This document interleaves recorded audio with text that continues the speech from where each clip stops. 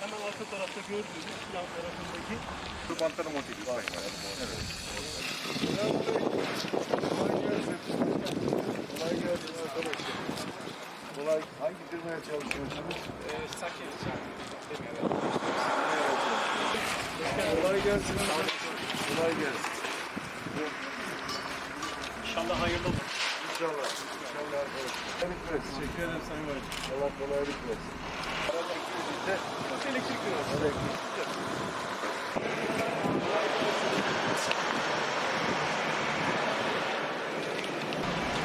Kolay gelsin arkadaşlar. Hoş geldin. Sağ olun.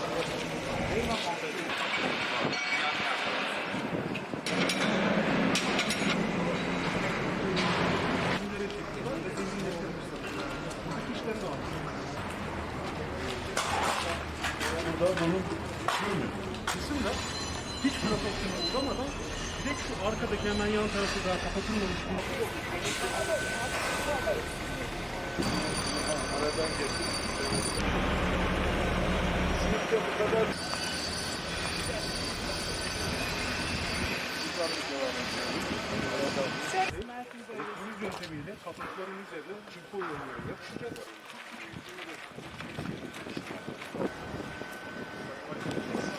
Yani bütün o havuzlar mı var mı? Zeminde bir hazırlık olacak herhalde. Burada çok Havuzlar.